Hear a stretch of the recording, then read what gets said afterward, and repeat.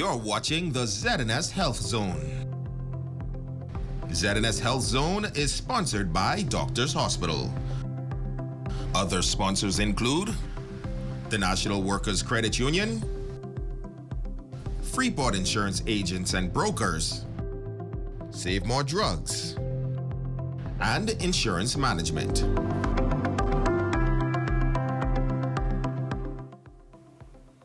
The month of April has been designated National Child Protection Month, and this year's observance is being held under the theme, Protecting Our Children, Protecting Our Future. Well, today, with the help of the Department of Social Services, we will share more on why it is important for everyone to safeguard and protect our children.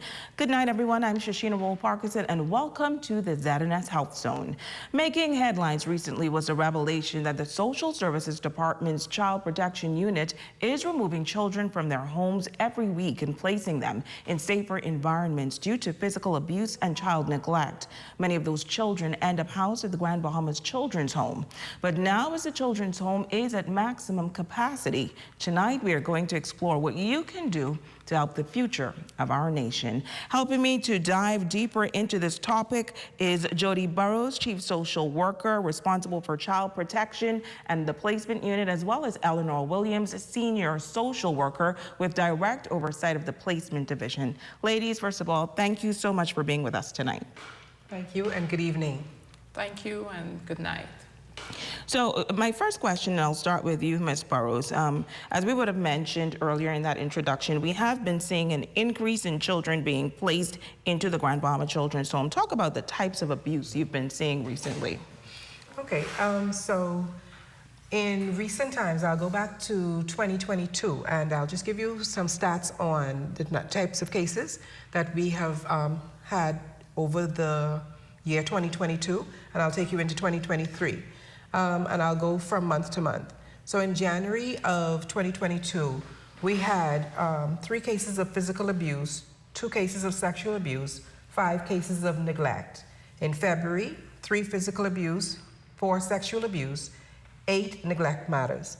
March, 5 physical abuse, 10 neglect. April, 4 physical abuse, 2 neglect. May, 2 physical abuse, 3 cases of neglect. June, 6 cases of physical abuse, 4 cases of neglect. July, 7 physical abuse cases, 3 sexual abuse cases, and 8 neglect cases. August, 1 sexual abuse, 9 neglect cases. September, 4 physical, 3 sexual, 5 neglect. In October, 1 case of physical abuse, 1 case of sexual abuse. And November, 7 cases of physical abuse, 1 sexual abuse, 9 cases of neglect. And in December, there were 2 cases of neglect matters. That brought us to a total of 122 cases for the year 2022.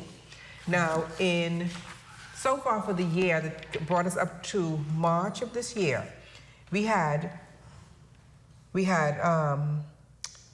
8 cases of physical abuse for the year between January and March, 5 cases of sexual abuse, and 18 cases of neglect so far for the year. And that brought us up to the end of March. So we're not talking about the cases that we have seen for the month of April thus far. Those statistics are startling, but I realize 2 things with the trend. Firstly, the neglect cases far outweigh any other types of abuse. Yes. So I want us to talk about what constitutes neglect for social services to now come in and step in and take away those children. Okay, so when we get referrals for matters, neglect cases could be anywhere from children being left unattended, underage children being left unattended for long periods of time, where children are going to school, being unkempt. We get reports from the school where they're saying the children are untidy. Maybe it is that maybe dirty. They don't have lunch. They're always complaining about something going on in the home. Maybe it is as simple as not getting food, you know. When you look at the neglect cases, is it most times other underlying circumstances that, you know, you'll say, okay, this child is neglected, but here's the real reason why. Yes, when we delve a little further into these matters, then we find that there are underlying matters. It's just not this. Sometimes it is that parent or parents may be substance users. They may be unemployed and unable to provide adequately for their children. Sometimes it is that the children are being physically or sexually abused. Speaking of sexual abuse, I realize that those numbers peak during the summer months. Yes. And that is the trend that we saw in 2022, but we've heard that before. Talk a little bit about that. Well, you know, over the years, we have noticed this peak, of course. And we tend to think that it's because the children are left unattended, and that is a major issue, where children are left to their own devices during the summer months, and therefore, you know, they're going here to this neighbor, they're going there, parents are not home, so they're wandering, and anything can happen. And as a matter of fact, when we get back into school come September, because children are at home and they don't have their friends or they don't have their teachers or guidance counselors to make these reports to or tell someone about, then we hear about it come September. So September is also a very, very busy month for reports. That's when you get most of the reports. Yes. Ms. Williams, this is now where you also come in with the placement division after you would have found some of these cases. Let's first of all understand the role of the placement division within social services. Yes, the placement division is a division within the Department of Social Services that basically deals with children who are taken into care and are placed in the institution. And of course, once children are placed in the institution, it is the role of the placement division officers or workers to find responsible family members or to find persons in the community who would now want to assist children who are in the system. When I Family members or first heard, because Ed&S Freeport would have been the first ones to break the story of the Grand Bahama Children's Home being at max capacity. So the first thing you think of with such a small community, and we consider ourselves not just a Christian nation, but also most of us are family oriented. You wonder, how is it that there are so many children being neglected and placed into the home? Yes, and that is a good question. We find that family members are not stepping up to the plate to take on the responsibility. In addition to what Mrs. Williams said, sometimes it is that family members are willing to, but because of the dynamics of that family and the parent or parents of that child or children who we have to take into care, there's too much conflict with the family, and therefore some families back away and say, I don't want to be bothered with this child because the mother's going to come around, and we've actually had situations like that, you know. So that is a major issue as well. You know, that is a major issue. When it's like that, though, and families, for whatever reason, say, you know what, I cannot take on this child because of the family dynamics. Do you see then these family members coming to visit the home, coming to take care of the children, doing their part, playing that role, not fostering, but more so the mentorship role in the lives of these children? Unfortunately, no. That isn't something that we see very often. It's a hands-off approach. If I'm not going to take the child into my home, I'm not going to come and visit the child either. And that is the most unfortunate thing, because you would tend to think that the children that are in the home have no family other than the parents who were the reasons why they're there. But that is not the case by far. These children have family members. They have older siblings who are of age, who are, a lot of them, in the position to take care and responsibility of their younger siblings, aunts, uncles, grandparents. However, nobody comes. And it's very sad. It's very rare that they come to visit. Wow. We have children who've been in the home, and from they've been placed in the home, they've had no one visit them. This is where community comes in, and this is really the reason why I thought it was important for us to have this show so that we know that the burden really should lie on the family, but if it doesn't, then we as a community, we have to do what needs to be done to step up, right? There are 3 ways that persons can step up, either through mentorship, fostering, or adoption. Yes. Explain to me what your mentorship program means. Our mentorship program is actually when we have persons in the community, they want to take on a child who is in the institution, and that could be wanting to have a child out probably for a day,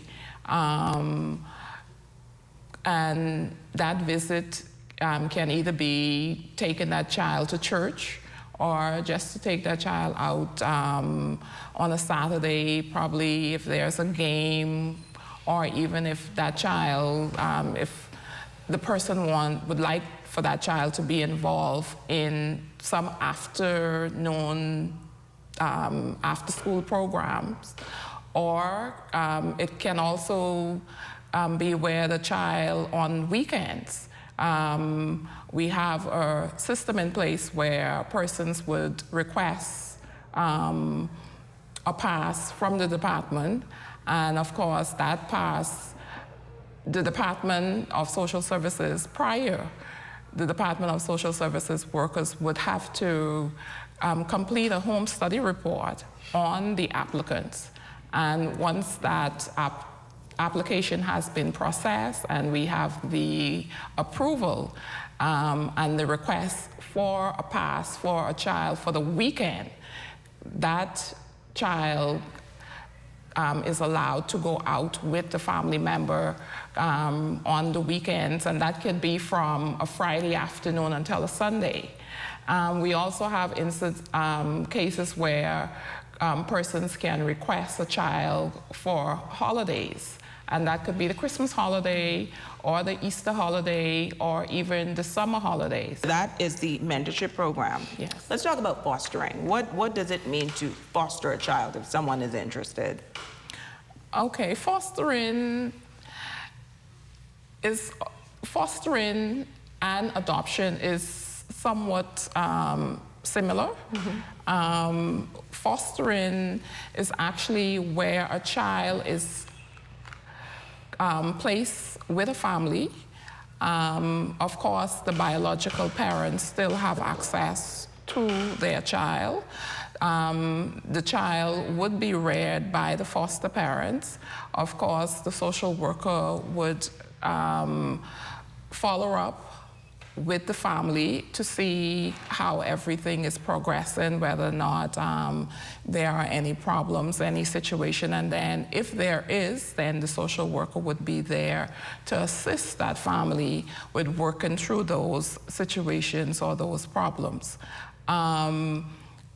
Fostering, of course, the child would be in your home, like I mentioned before, but of course you cannot change the child's name. Okay, so the child is there in your home.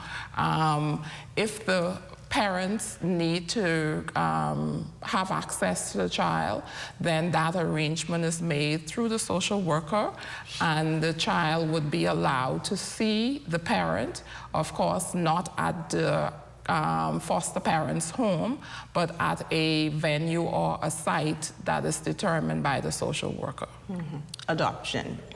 And adoption is basically where a child, you would have to go through the legal process, and of course all adoptions are done through the Supreme Court.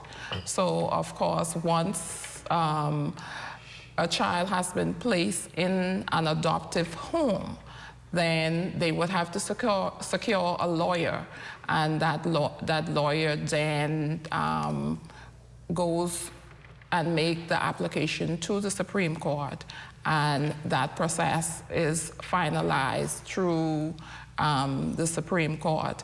And of course, this is where adoptions are final.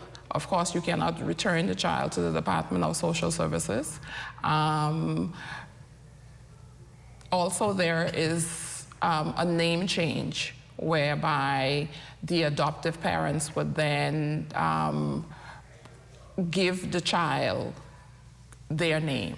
When we come back, I also want to talk a little bit about the positive stories, the positive side to adoption, because we highlighted, you know, it's not going to be perfect. It could even be a perfect storm in terms of, you know, there's going to be some beauty in it, there's going to be some sleepless nights, but it's rewarding for both parent and child. So I want to talk about the benefits and why people should really consider fostering, mentoring, or adoption. Stay with us. The ZNS Health Zone is back in just a moment. You're watching the ZNS Health Zone.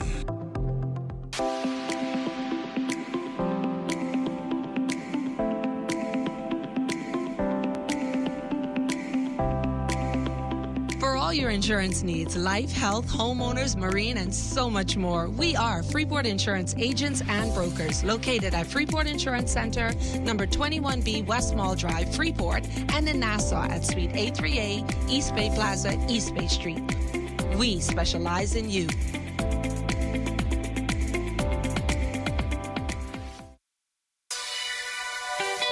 Insurance Management Bahamas Limited. Maintaining strong relationships with superior customer service. Fulfilling all your insurance needs through commercial, property and casualty, marine and aviation, homeowners and contents, automotive for private and commercial, life insurance, medical, and pension investments. Being the best at who we are in Freeport since 1980. Insurance Management Bahamas Limited. A name you've come to know and trust. We've always been there for you. So call us today at 350-3500 or visit our office on Pioneers Way.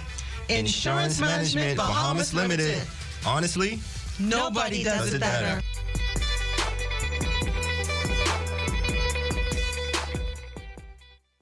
We all need to save. Save time, gas, and money. Shopping at Save More can help you do just that. Make us your first stop for all your prescription needs and medical supplies. Get all your health and beauty items at the same time. And don't miss our huge choice of snacks to satisfy your cravings. And the largest vitamin selection and over-the-counter relief products. Need diapers and other baby care items? First stop. The new section for makeovers, cosmetics, and beautiful jewelry will make you sparkle for that next special event. Save More Drugs, your more store. Make the best decision of your life and become an active and valued member of National Workers Cooperative Credit Union today. Call 352-9624 or 826-8670. National Workers Cooperative Credit Union.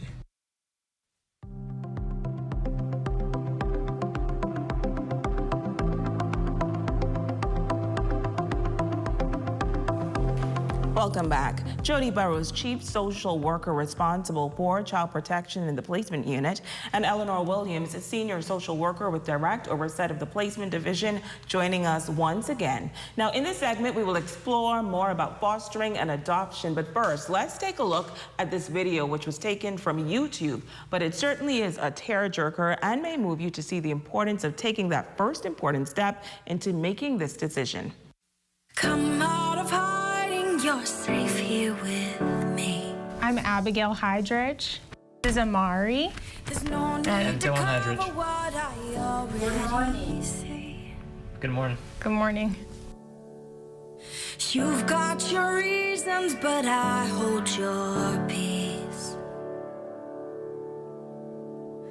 You've been on lockdown and I hold the key.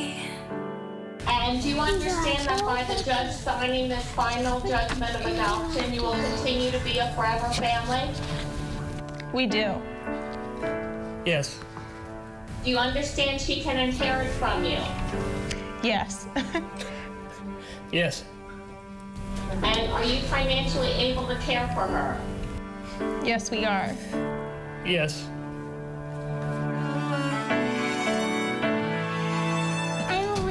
Say, I'm Amari's brother. I'm Amari's brother. I'm Amari's brother. And what is her new name going to be? Amari Elise Hydrich. Amari Elise Hydrich. And And you're both asking the judge to sign this final judgment of adoption, making her forever and ever yours and continue to be a forever family. Yes. Yes. You're not far from home now. Dear Amari, 2 out of your 3 years of life have been spent in foster care. In your short life, you have experienced unspeakable hurt and brokenness. And oh, as you run, what hindered love will only become part of the story.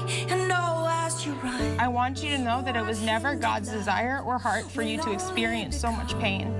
part of the story. And oh, as you run, what In the same way that he unconditionally loves us, we will unconditionally love you.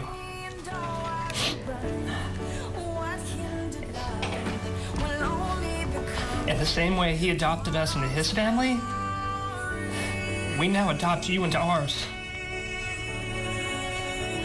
We are so thankful. We are so thankful for you, Amari. You are such an incredible little girl. And we love you so much already. Our prayer for you is that you know, beyond a shadow of a doubt, that you are fully known and fully loved by your mother and I, but most importantly by God. We love you, Amari, from your mom and dad. I love you, Mom.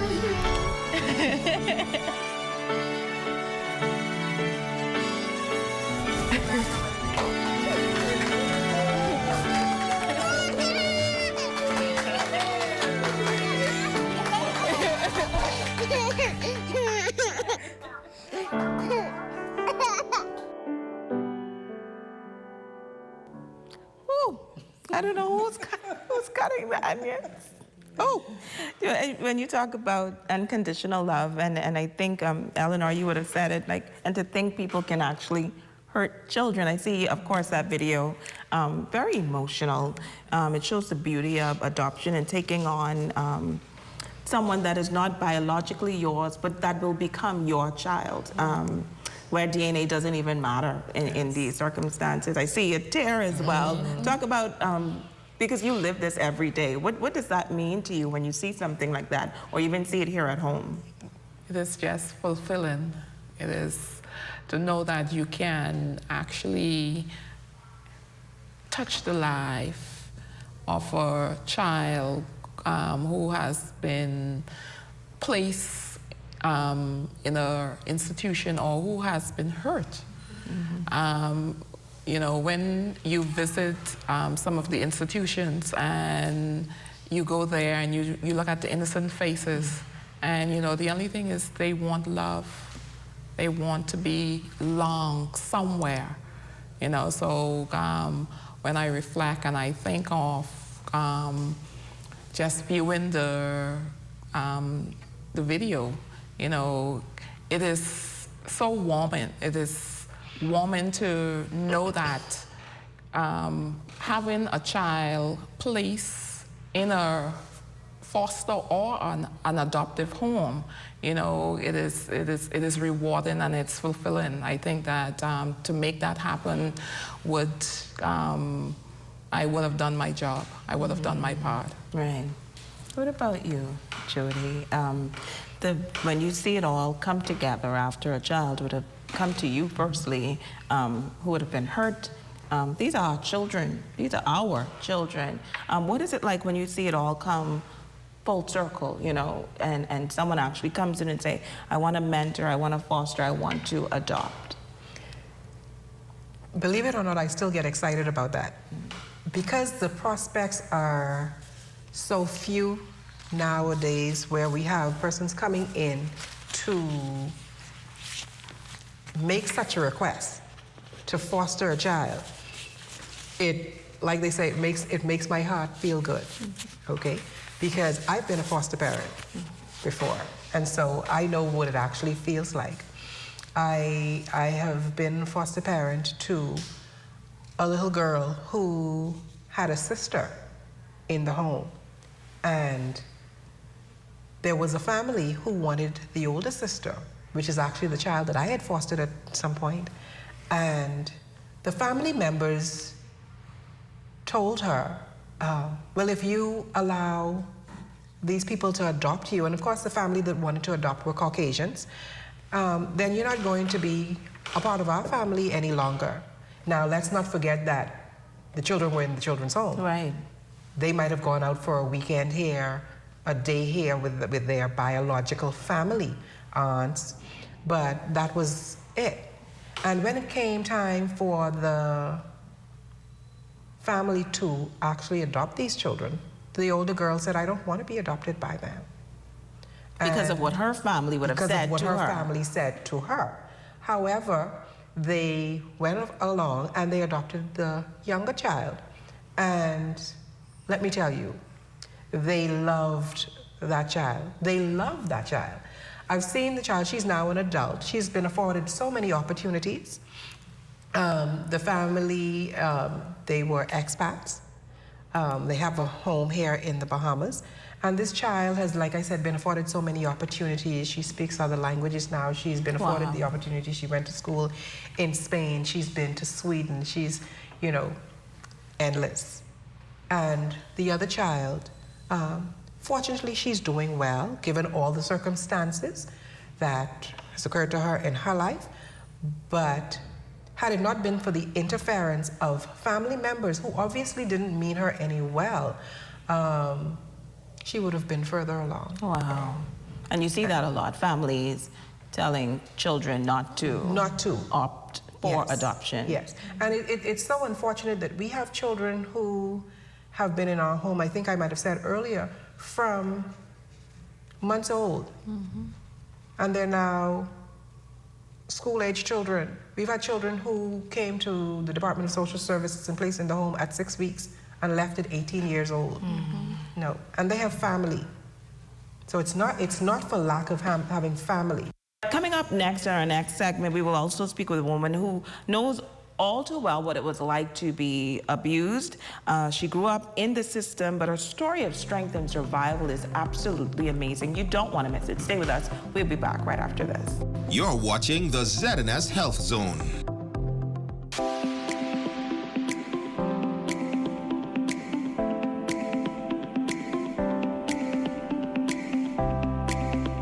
For all your insurance needs, life, health, homeowners, marine, and so much more, we are Freeport Insurance agents and brokers, located at Freeport Insurance Center, number 21B West Mall Drive, Freeport, and in Nassau at Suite A3A, East Bay Plaza, East Bay Street. We specialize in you.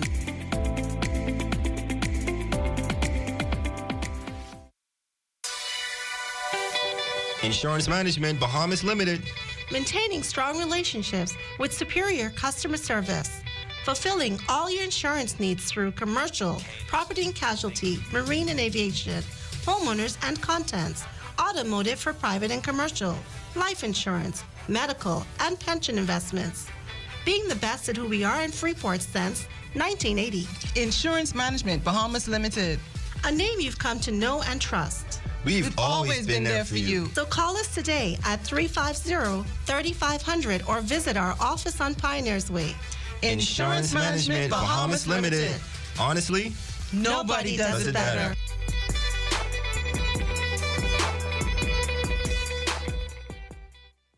We all need to save time, gas, and money. Shopping at Save More can help you do just that. Make us your first stop for all your prescription needs and medical supplies. Get all your health and beauty items at the same time. And don't miss our huge choice of snacks to satisfy your cravings. And the largest vitamin selection and over-the-counter relief products. Need diapers and other baby care items? First stop. The new section for makeovers, cosmetics, and beautiful jewelry will make you sparkle for that next special event. Save More Drugs, your more store.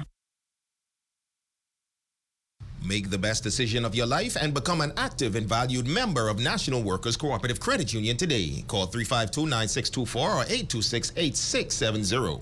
National Workers Cooperative Credit Union.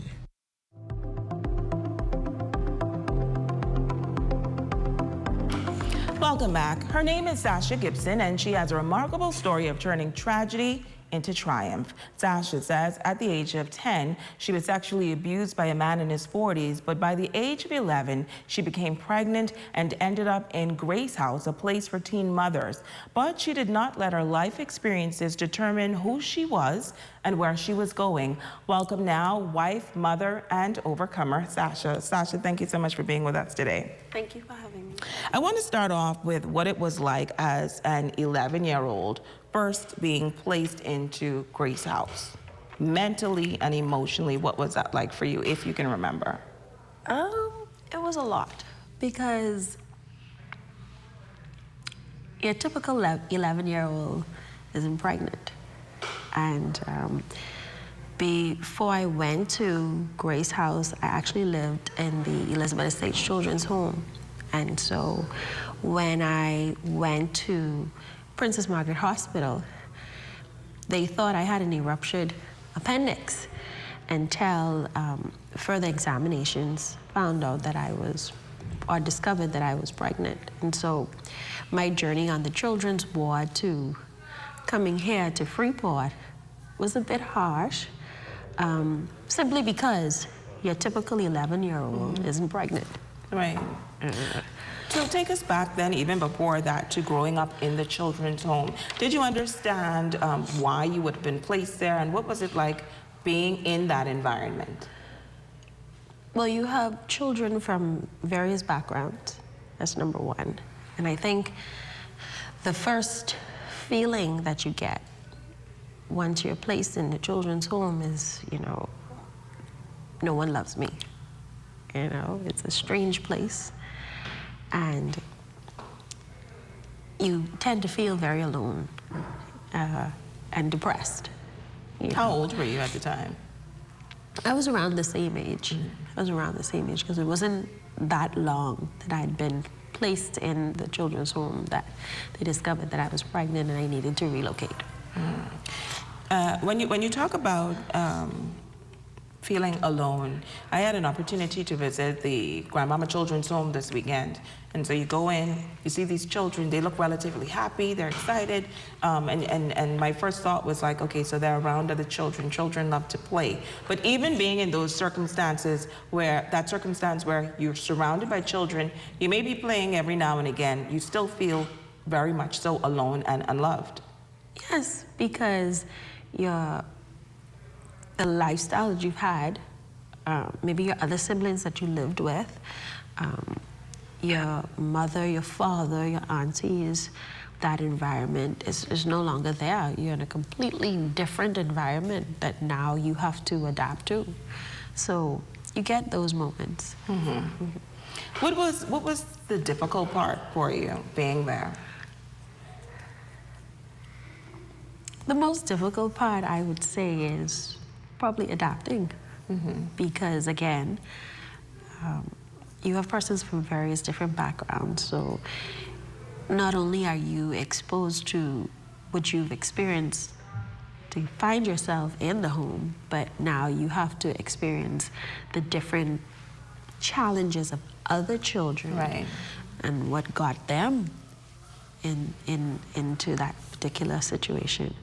We heard earlier today by the social service team that years go by without children even being visited by family members or loved ones.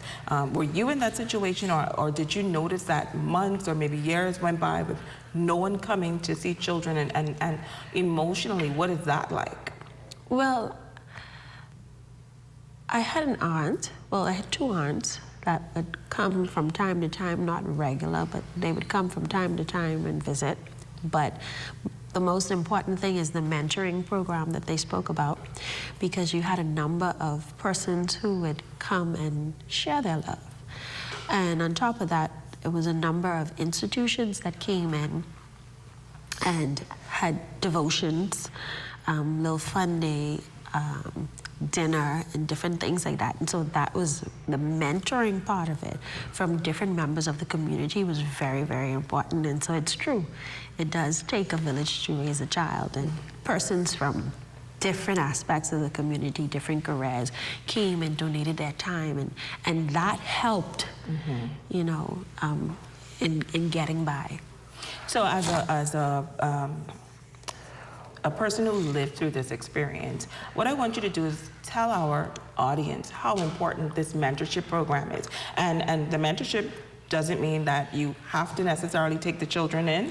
If you're part of a civic organization, I'm guessing, or a workplace, you can go and create a fun day maybe with the children. You don't have to take them home, or mentoring them, bringing them home. Tell our audience, persons who may be considering, what that means to a child. It means a lot. Specifically in my situation, I had a number of persons like Mr. and Mrs. Evans, Alila And I want you to Adderley. say the first and last name because a lot of people would know them. Yes, Justice Estelle Evans and past Assistant Commissioner of Police, Mr. Shenandoah Evans, Alila Adderley, and her husband, Nathaniel Adderley. All those persons played a major part in my life and in my growth and development, and basically framing me to be the woman that I am today. Because I didn't have that experience with my mother, who's mentally challenged, some of the things that I've learned, how to be a woman, how to be a mother, I learned from those women because of their mentorship and involvement in my life. And every weekend, Mrs. Adderley would take me out, and that's where I got my first pearls from.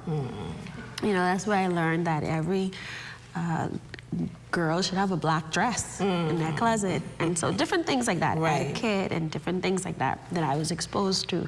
I don't think if I was still through McCullough Corner, I would have gotten the exposure to the different things that I would have gotten into in that mentorship program. And then there were places like BFM, who came and hosted fun days, and BFM is the church. BFM is the church, yes. Who may it's the not church.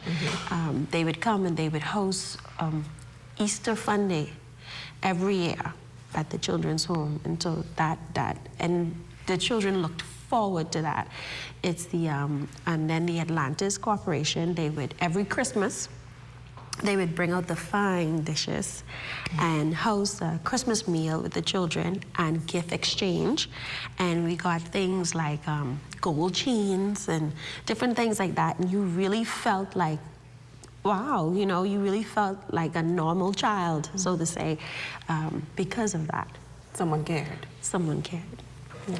Do you still have a relationship with some of those children who you were in the home with at that time? Do you still know any of them? Yes, we have a group now. Grace House, one or two of them, yes. And then the Elizabeth Estate Children's Home, we have a group. We have a WhatsApp group. And from time to time, we post in the group and stuff like that. Yeah, I know. I'm going to get into your success story because it really is an amazing success story after everything that you've been through. But how important is it also for persons like yourself who have been through that situation to also look back and pay it forward? Not everyone makes it out of traumatizing situations. So not everyone is able to do that? Not everyone is able to do that. Sometimes people get comfort in different things, and they either lead a promiscuous life, they either turn to drugs and alcohol. It's such a blessing to experience just such a trauma and continue to remain focused. And that's why it's so important to have a family and a community of support who's there to help you for those moments that you feel like, I can't pull through, or I can't get through to the other side. And so as a person who would have experienced those things, I have my moments. I have my moments, but I have a good support system, and I'm always reminded of the things that I triumphed over.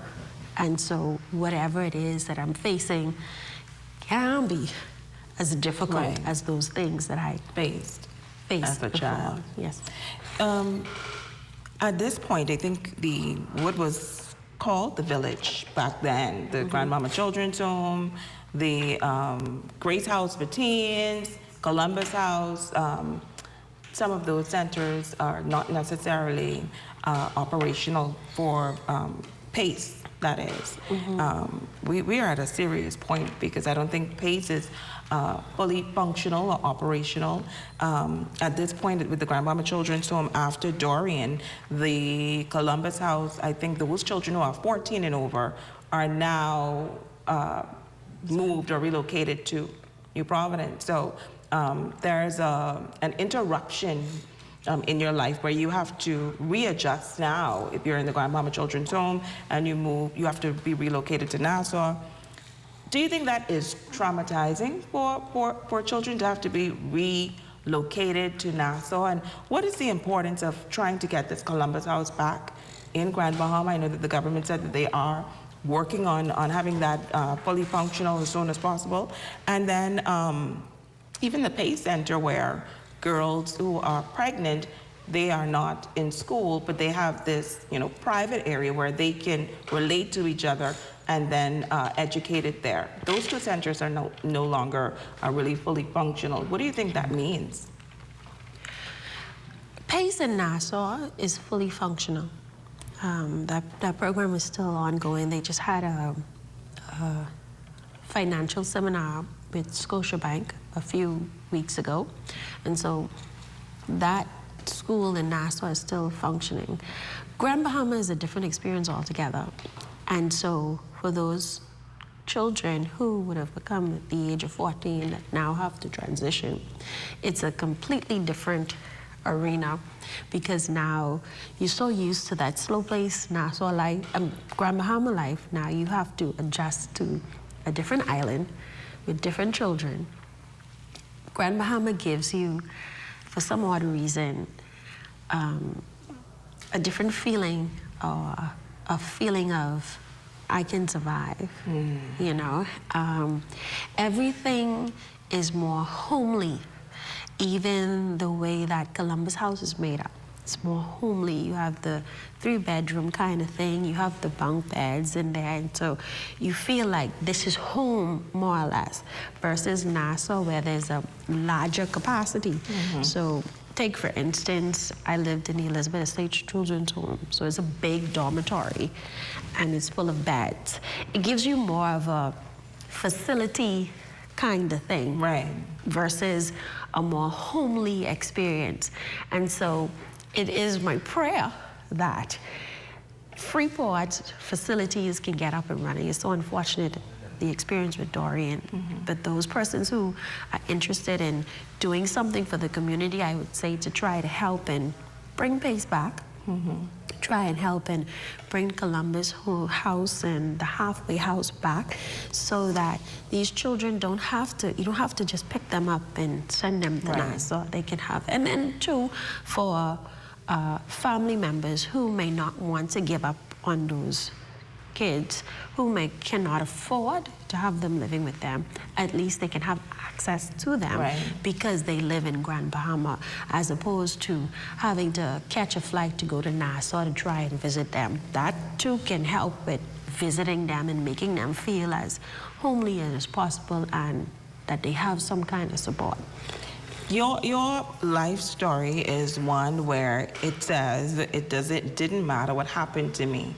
I know who I am, and I know what I want, and I know who I'm going to be.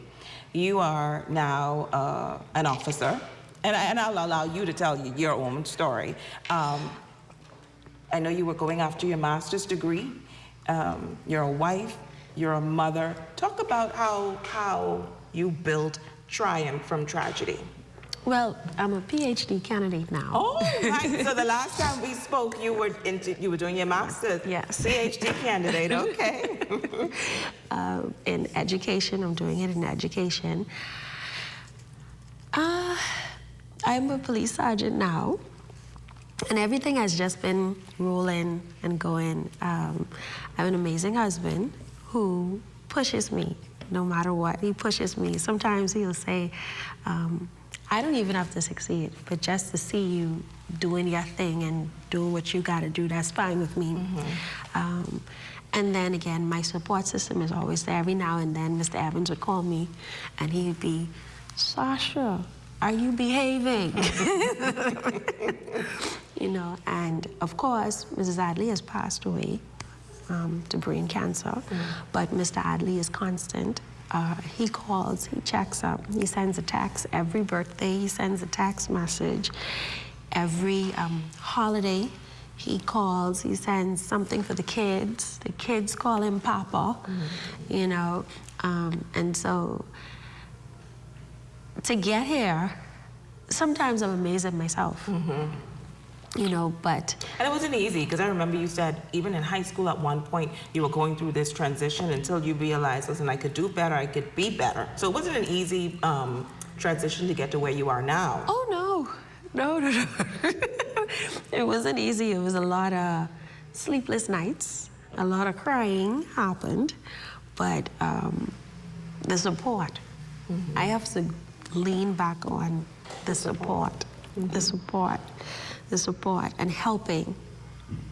There's a lot of persons who, I know once I had graduated high school and I decided that I wanted to go to University of the Bahamas, I didn't know where I was going to get the money from, you know, but there were persons who said, oh, we'll offer you a partial scholarship. And so then it was, I need a job. And so there were persons who said, okay, we'll give you a temporary job and stuff like that. Man, it was God. Right. You know, it was God, and thank God. I want to hone back in before we wrap up this segment on the village, because it's the village why, obviously, you are the success that you are today. And that village doesn't necessarily mean blood family, it means community. You know, everyone pulling together for the children. The Grandmama Children's Home is at the village, because it's the village why, obviously, you are the success that you are today. And that village doesn't necessarily maximum capacity, and I think at one point they were up to 28. I'm not sure if it's still 28, but they're still at the maximum number that they should have. So that's a lot of children within the children's home who need love in whatever form that looks like. Before you leave, just once again, reiterate why people should consider whether it's mentorship, fostering, or adoption. We're talking about Child Protection Month and our nation uniting as a nation to protect our children. Not only the children in the children's home need that love and mentoring. I am a police officer, and constantly on my patrols, I can identify at least 10 children that need love, that need care. Those 20 to 24 children are the cases that social service would have been informed of. But the cases where they have not been informed of, these children need love. I went to the children's home as a result of a teacher being concerned of marks that I had on my hand. I would say to persons, speak up. Protect our children by speaking up.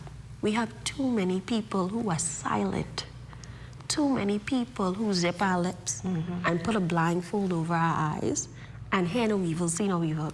They don't speak for peace or to protect other people.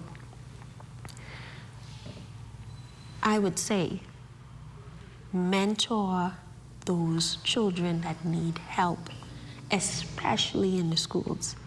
Especially, I did a No Child Left Behind operation for school in September, where we clothed children where parents could not afford shoes, food, uniform.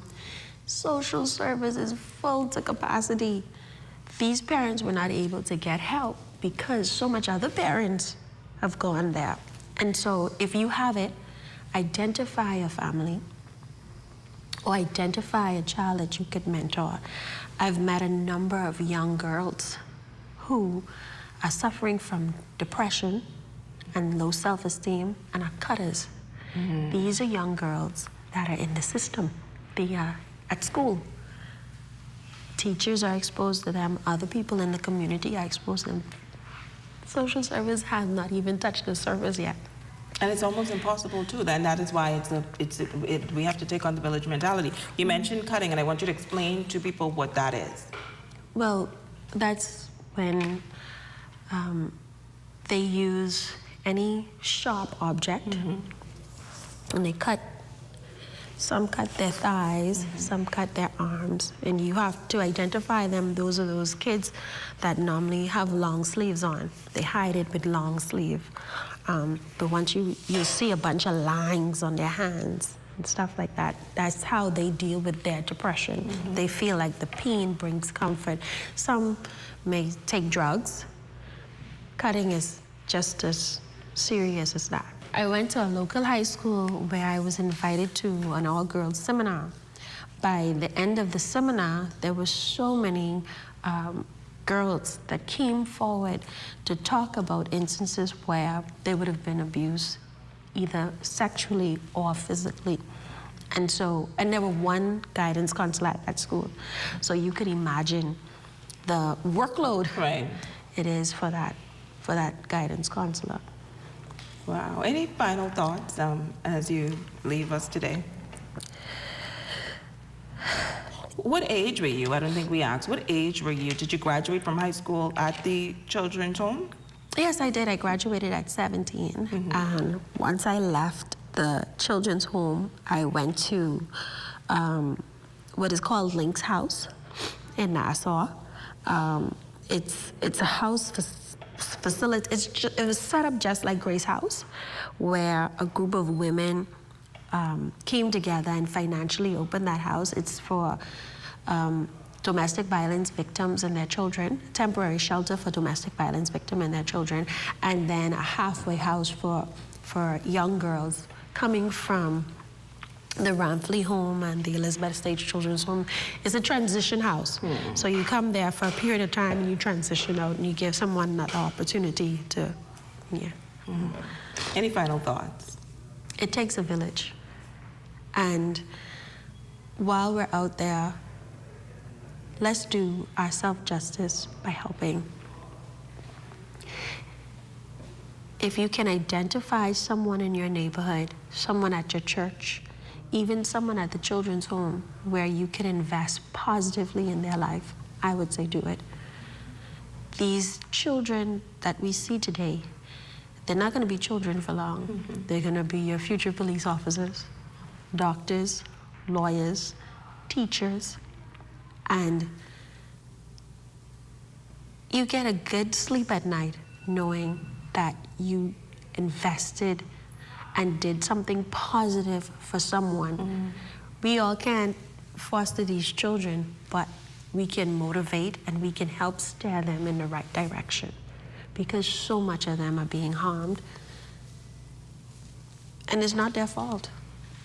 And I want to say, Sasha, congratulations to you on everything that you've done in terms of working with children. I see where you've used your experience to uplift, to encourage, to motivate, and to do everything that you are talking about now. You are a living testimony that you are going to ensure that these children are given an opportunity or the best chance at becoming someone. So I want to say thank you for that. And thank you for always being so bold in terms of sharing your story. Yes, thank you. Thank you so much. There has to be an example somewhere.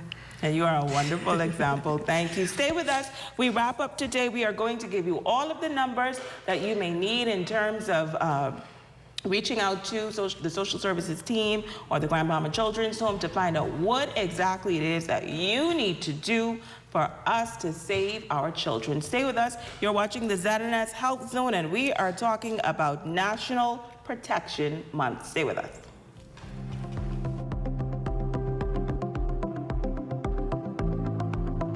You're watching the ZNS Health Zone.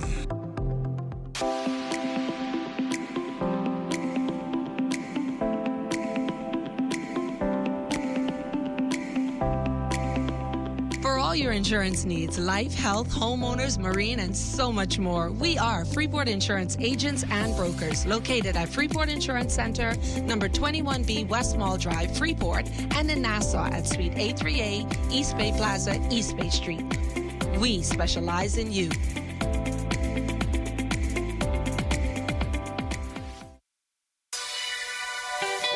Insurance Management Bahamas Limited.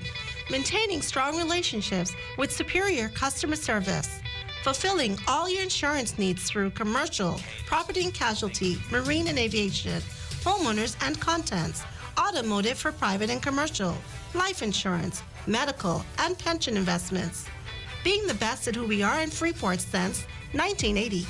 Insurance Management Bahamas Limited. A name you've come to know and trust. We've always been there for you. So call us today at 350-3500 or visit our office on Pioneers Way. Insurance Management Bahamas Limited. Honestly, nobody does it better.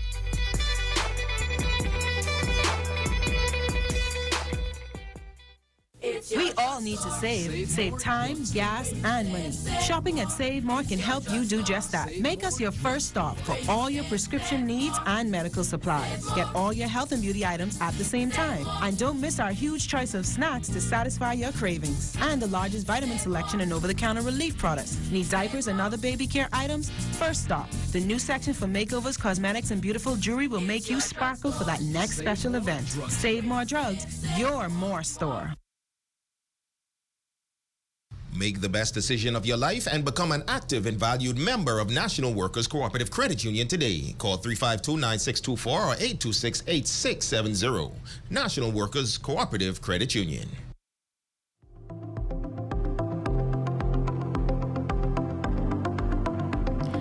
Welcome back to the ZNS Health Zone, where today we are focusing on the National Child Protection Month. And as we end this month, we have to end this segment with the beautiful ladies of the Social Services Department.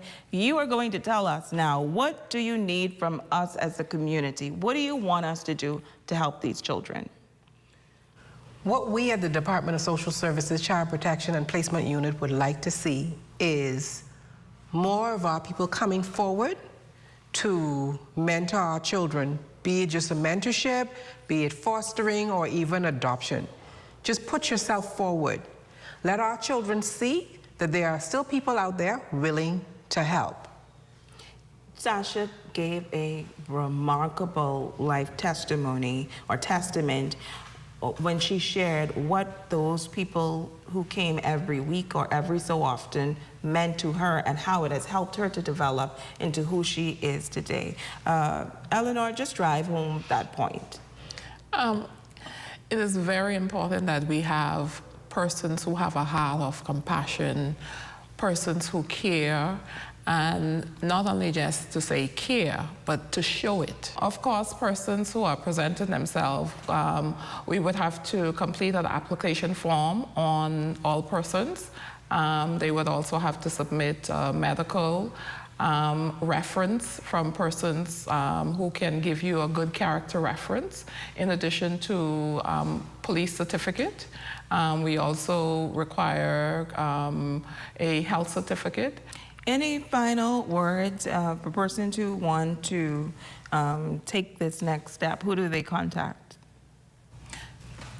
Persons who want to take this step in terms of fostering or mentoring or even adoption, they can contact the Department of Social Services Placement Division, and they can contact us at 352-9851 or 2, and they could ask to speak with myself or Ms. Burroughs. Well, any takeaways from today's show? I think Sasha made a powerful point when she said these children, they are your future lawyers, your future doctors. They could also be your future lawbreakers if we don't do something to correct and show them love and to socialize them. What do you say to that? I say amen to that, because like she said, they can be our future doctors, lawyers, teachers, whomever. But like you said, they can also be our lawbreakers. And if we don't nurture them, we do not pay them attention, we do not do right by them, that is who they can become, lawbreakers. Thank you once again. Thank you, ladies, so much for taking part in this show. It was such an important topic. Again, if you are interested in mentoring, fostering, or adopting, please contact the Social Services Department. If by any means you just want to maybe give financial assistance, you can also contact the Grand Bahama Children's Home to see what the needs are for those children there. Any additional information, I'm sure Ms. Burrows and Ms. Williams would be more than happy to assist you. Don't second guess what it is that you know we all should be doing. If all of us do a little bit, these children would be A-okay. And it is our job, it is our right as Bahamians to take in these children and to do our part. So we want to say thank you so much for watching this special show today. Again, on behalf of our entire ZNS team here, especially those who are working the ZNS Health Zone, I say thank you. We'll see you again next month. Have a good night. ZNS Health Zone was brought to you by Doctors Hospital. Other sponsors include the National Workers Credit Union, Freeport Insurance Agents and Brokers, Save More Drugs, and Insurance Management.